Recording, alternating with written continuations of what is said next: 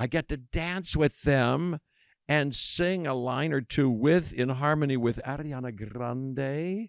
Can you imagine? I'm holding space for that. Holy cats.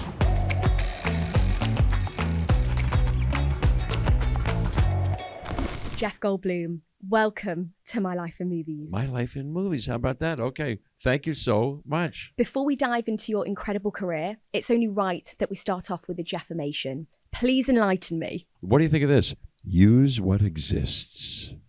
Use what exists. I'm going to get that tattooed on me after this interview. If you do, I will too. Let's do it at the same time. One of the best horror movies of all time. Horror movies? The Fly. You like it? I love The Fly. Thank you so much. What are we waiting for? Let's do it. You as Brundlefly, you've never looked better. Oh, thank you so much. Thank you so much. Well, David Cronenberg directed that. He's spectacular. Do you know all his movies? I do. And Gina Davis is in that. And yeah, we did that in Toronto, Canada, in the middle of winter. I did 5 hours of makeup to finally get that final stage of Fly stuff. Well, someone said, I feel like Jeff Goldblum is still Brundlefly to this day. Do you ever feel like Brundlefly? Well, let me see. Well, he was he's a smarter guy than I am. He's a real scientist and inventor. He invented, it's a, made up thing, but he invented the teleportation device. Golly. But he has a belly full of romantic. He's a real romantic, and I'm romantic. That's true. My wife is out there, Emily, and we just had our anniversary, our wedding anniversary yesterday. Congratulations. Thank you so much. How does Brundlefly eat? Well, he found out the hard and painful way that he's very much the way a fly eats. His teeth are now useless. But we see how your character slowly turns into a fly. If you were to morph into any of your Wicked co-stars, who would you want to be? That one, an inventive question. Oh, I'd like to become, Elphaba, for a moment. What a powerful, mystic she is. Spectacular. And Jonathan Bailey's Fiyero can't get handsomer and sexier. And you can't get sexier. No. You literally can't get sexier. No, you can't. No, he is the sexiest man alive. He is, absolutely. That's right, he is. Oh, Bowen Yang. How about Bowen Yang? Ew. What even is that? Glinda? What's the first thing that you do if you were Bowen Yang for the day? What's the first thing I would do? Well, geez, he's such a singer and a dancer and a great wit, boy, and so stylish. I don't know. I'd do whatever he does, whatever he's eating. That's what I'd eat too. Hello? Hello? Yes? I really hate that man. On to the man who suffers from a deplorable excess of personality. Me? Dr. Ian Malcolm. Oh, that's right, because Richard, the great Sir Richard Attenborough, oh, bless his heart, said, he suffers from excessive personality. He does. Gee, was he great. Oh. You ever see him in a movie called Seance on a Wet Afternoon? You're a movie lover, with Kim Stanley. That's a good one. And, of course, he's in The Great Escape. Steve McQueen, you should see that. But then he directed so many movies, Gandhi, of course, and Chorus Line. Speaking of musicals, you ever see that? Of course. One singular sensation, every little step Olivia Marx makes. One. Yeah, go to it. Love it. You're good. You're so good. We're going to make an album. It's really the reason why I've got you here. Okay. I submit. I surrender. Well, back to Jurassic. Yes, ma'am. One of the best lines of all time. Oh. God creates dinosaurs. Yeah. God destroys dinosaurs. God destroys dinosaurs. Let me see. Wait a minute. God destroys dinosaurs. Dinosaurs. What? God creates man. God creates man. Man destroys God. Man destroys God. Gee, I forgot this. Man creates dinosaurs. I didn't know it. A man creates dinosaurs, and then Laura Dern says, dinosaurs eat man, woman inherits the earth. Yes. It's still not clear on chaos. It simply deals with predictability in complex systems. Would you advise someone to test out chaos theory on a first date? Test it out? Yeah, how well would that go on a first date? To test out well, I don't know. Well, you've got your water with you right now. Would you yes. advise someone to test that out? Yes, I'll put a drop on you, see where it goes. Look, I don't know about chaos there, but you could certainly, put water if it's consensual and if it seems like the right moment. If it happens organically, yeah, you can put a drop of water. You can do water things with the other person. Listen, go to the beach on a first date. Go, surfing on a first date. Say back to It changed. Why? Because tiny variations, the orientation of the hairs on your hands. Hey, Ellen, look at this. Working with Steven Spielberg must have been the dream. Yeah. Is there a note that Steven gave you that will always stay with you from working on Jurassic? I'll tell you here. The first thing that came to mind, this may not be the best answer, but on the second movie that we did together, which I was in with Julianne Moore, called Jurassic Park Lost World, you ever see that? He got a little bit annoyed with me, I think. It was when me and Vince Vaughn, and we were supposed to looking in at the bad guys. We were spying on them, and they were rounding up animals and doing bad things to animals like my character does in Wicked. But anyway, we were looking at them, and it just pans to me, and I'm just looking at them like that. And I was being a bit subtle, maybe, I thought. And he said, Jeff, that we were rolling, Jeff, commit to something. He said, that's not bad. Maybe I should get a T-shirt made. Commit to something. Commit to something. It's a great note. Everything, a guy like him, he's a genius. Every word that comes out of his mouth is a gem. That's just one of them. He once blew me a kiss, and it was the best day of my life. He blew you a kiss? He did on Zoom when we spoke for West Side Story. Talking about West Side Story, which I love, and I love his version of it. Yes. Yeah, love it. Here, let's sing a little bit. Someday there's a place for us. Olivia Marks. Someday. That's very good. We are good in this. Look, we're going to make an album together. This is turning into karaoke. This is our chance to distracted. Distracted by what? The internet coined a term for Jonathan Bailey's glasses in Jurassic World Rebirth. Yes. Slutty little glasses. Oh, slutty little glasses. And I did a little thing. He adopted that for a charity that he was doing, and I did a little version of slutty little glasses, yes. But would you say that Ian Malcolm's glasses are the original slutty little glasses?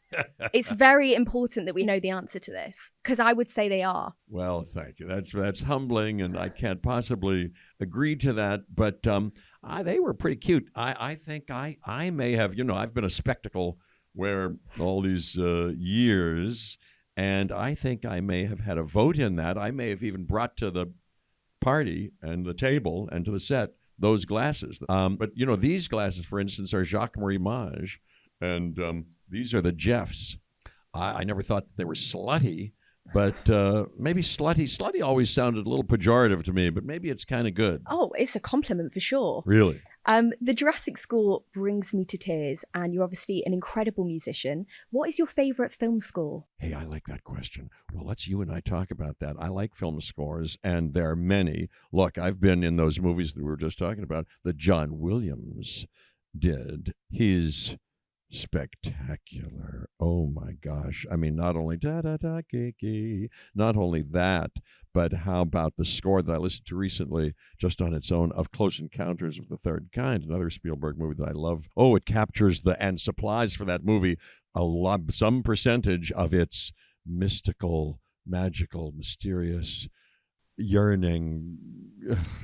Bring back yearning. This is what we like to say. Hey, I got a basket full of it.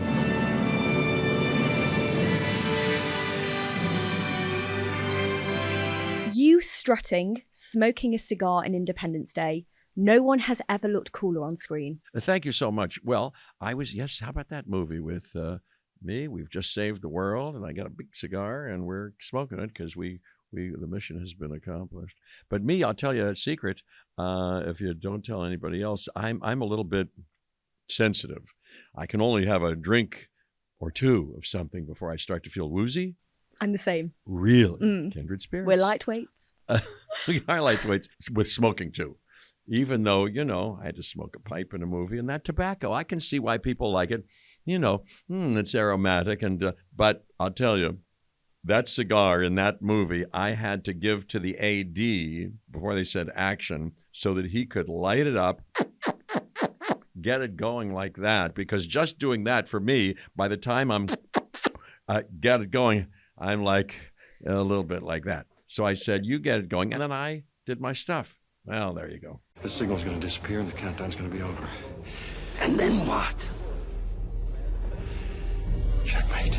Speaking of coolness, you're also the king of the red carpet. So I was wondering, have you got any poses for me? Any tips? Excellent question. I would like to see them. I think don't pose. Well, look, just like in the music endeavor and movies, sometimes you can plan things. You can have some kind of design where, hey, this looks good. And yeah, whatever your own personal plastique is, you can, and, I like to pretend to smoke a cigarette, in fact, with our, like that.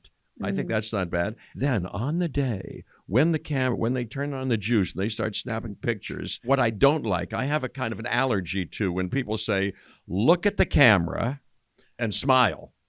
No, especially our kids. We have 2 little kids. And if anybody tells them smile, I'm like, don't listen to them.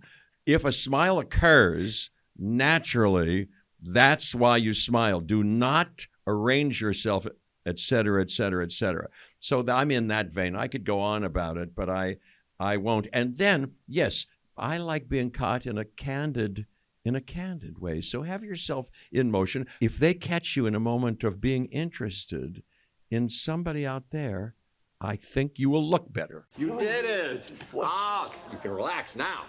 Yeah.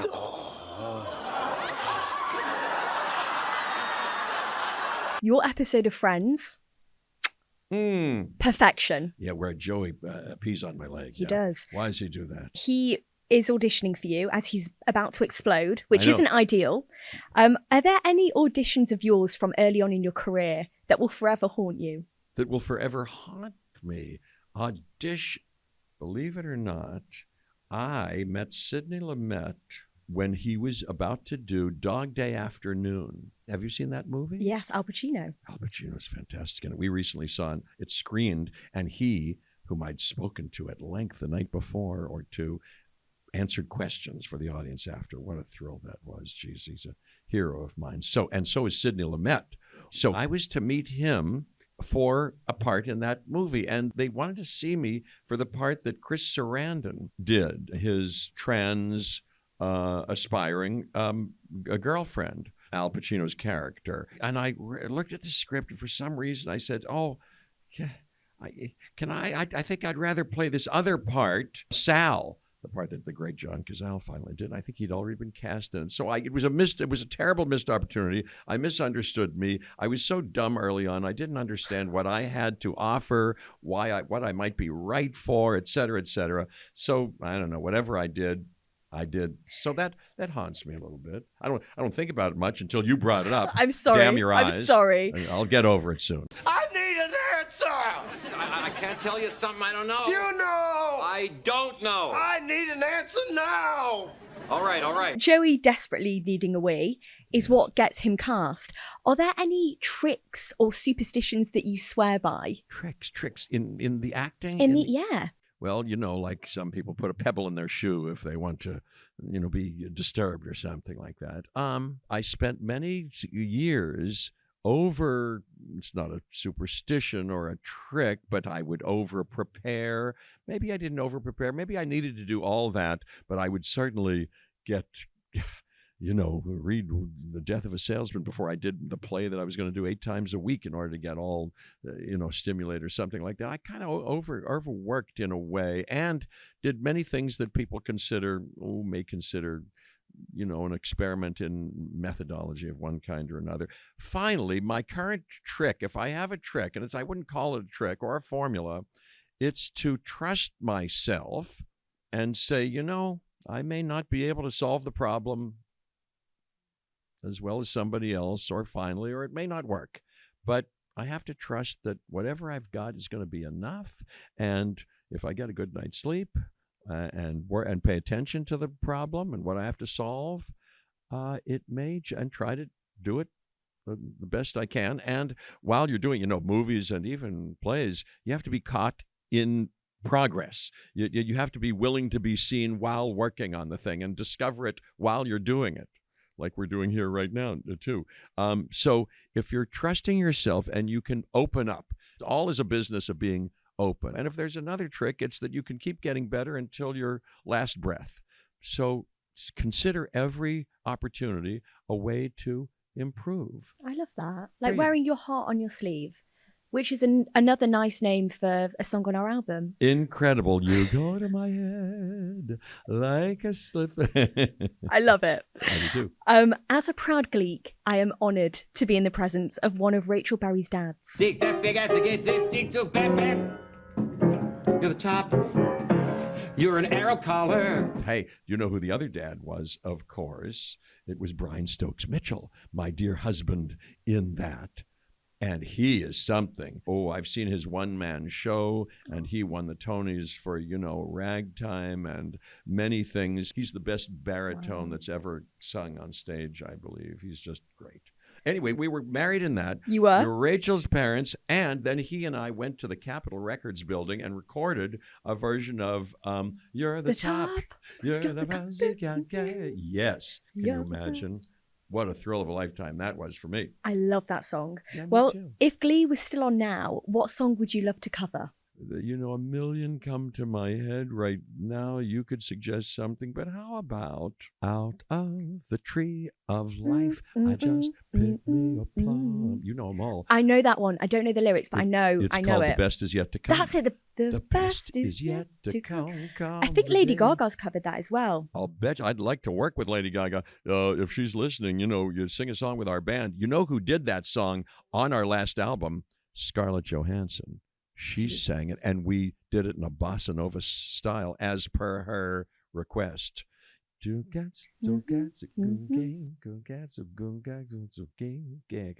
Yeah. I would love to see you and Lady Gaga collab. I would too. We've got to talk about the biggest diva in the MCU. Wait a minute. The biggest diva in the MCU? The Grandmaster. Oh, that's right. That's me. He's wonderful. It is a he. It is a... Yeah. Hey, you know who's in that movie? I didn't have a scene with her, but Cate Blanchett. She's one of my all-time favorites. She's one of my, we are kindred spirits. She's one of my all-time favorites. The last time we were in London, for heaven's sakes, we saw her on stage in the Seagull. Did you see that? I didn't get to go, but I was desperate to. I got to see her backstage, and I started to gush, and I said, "Oh, Kate." And, I just couldn't hold back. I said, "You were just so great." We're not friends, and I don't give a about your games. I'm going back to Asgard. Asgard. You calling Asgard is a personal favourite of mine. And I'm fascinated to know which lines were improvised. The great Taika Waititi, with whom I just worked again, doing a little something, was very sweet on that. And he said, if I'm asked, like by Wes Anderson, to say the lines exactly as written, I'm very happy to, and try to make them seem like I'm making them up and that they're improvised.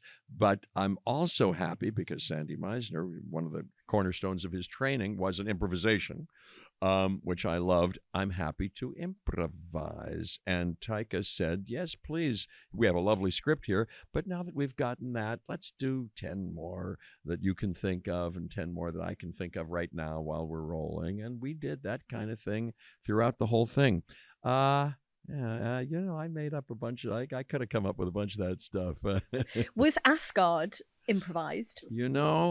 I hate to toot my own horn or break my arm, pat myself on the back, but that may have been in my memory. Forgive me if it isn't, but I think I may have, come up with that. Round of applause for that. Thank you.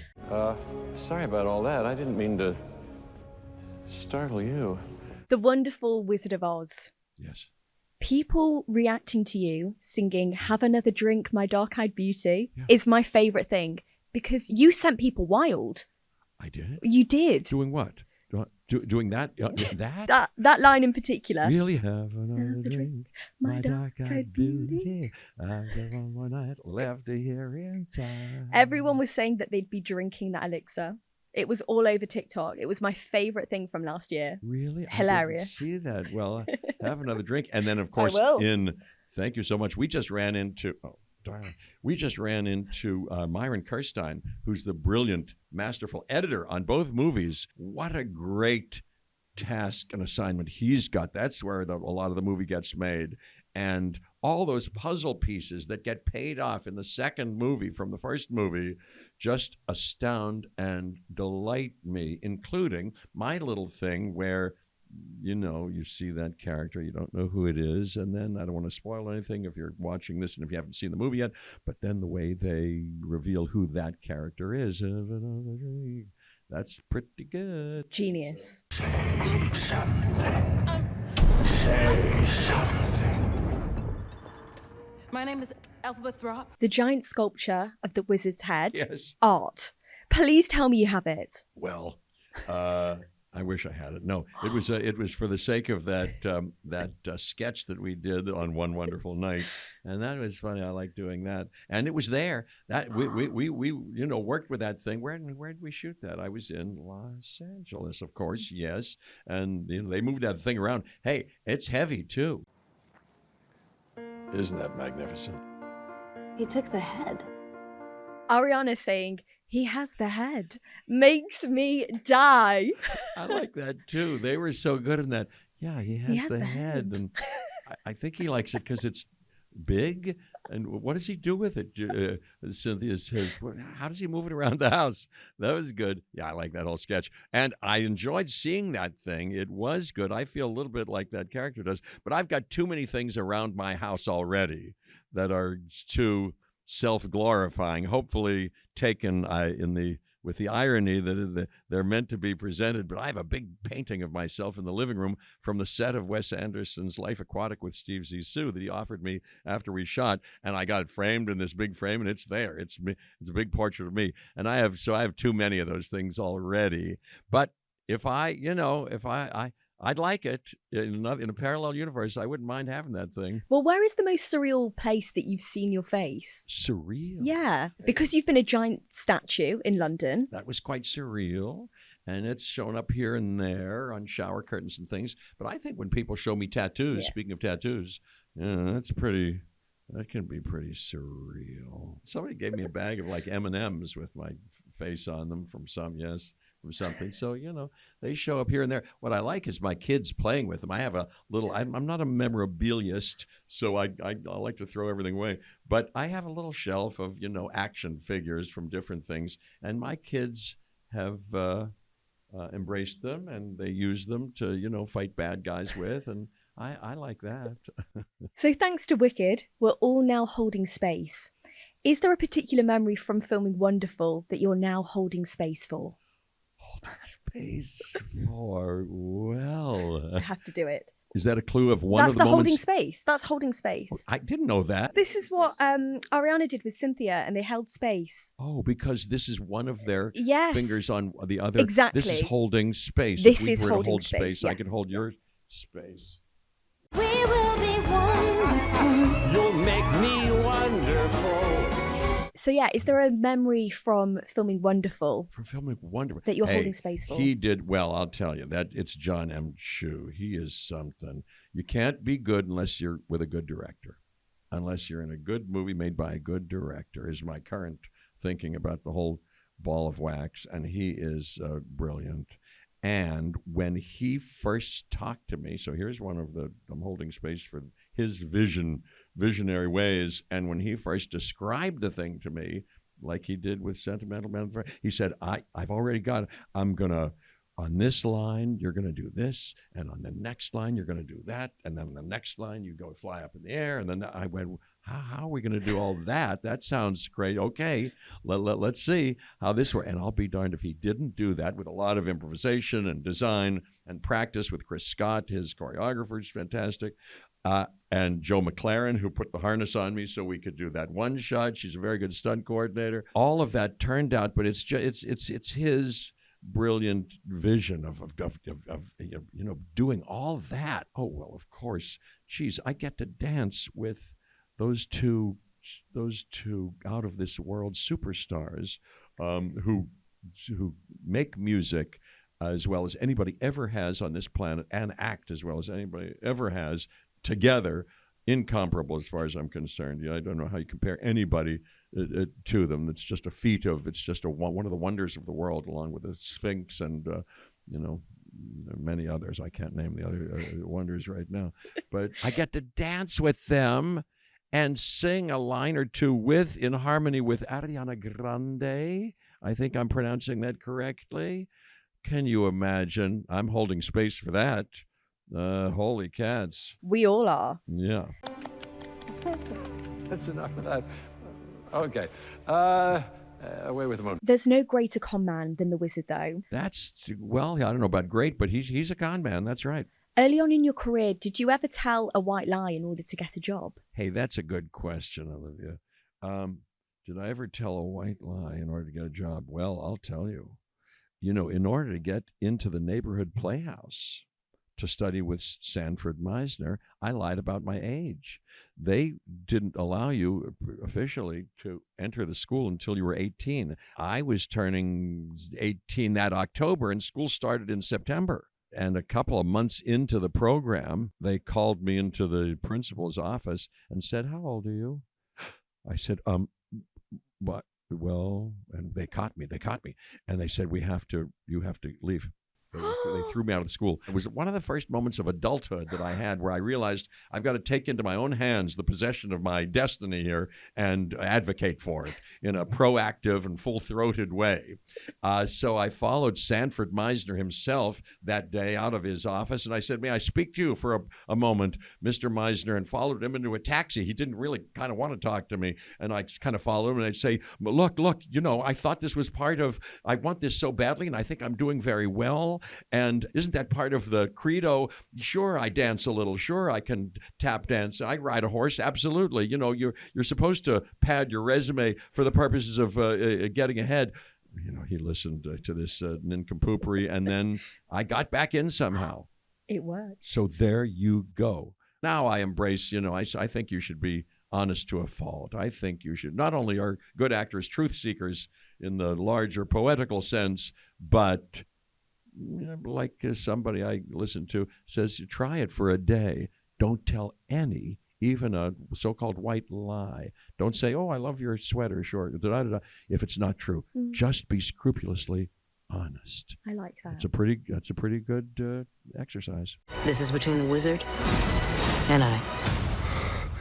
Run. The impact that Wicked's had is just huge. It's a musical that's changed lives. How has this whole experience changed you for good? How has this whole experience changed me for good? Well, you cannot work with the likes of John M. Chu and those two women, that whole cast, Michelle Yeoh and Jonathan Bailey, and all those people, and do a movie like that and not be transformed forever. That is a treasure that lives in your blood and your bones. I don't even know how you describe it, what words describe it, but it changes your bloodstream and your molecules and everything about you. But besides that, the more meat and potatoes answer is that my character is so dastardly, just in order, like so many of us humans, including probably me, in ways that I should still try to examine.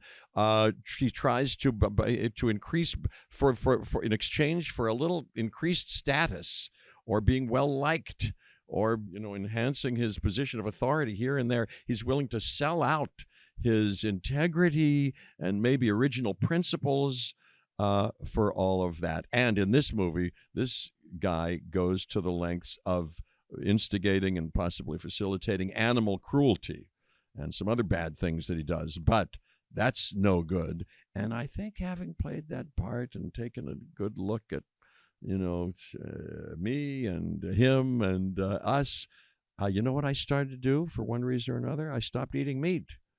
Yep. I don't eat animals anymore. I don't eat meat and no poultry, and I like it. Yeah. Well, I have been changed for good from this interview alone. It's been a pleasure. Jeff Goldblum, thank you so much. I love you so much, Olivia Marks. Thank you very, very much. Bravo, bravo.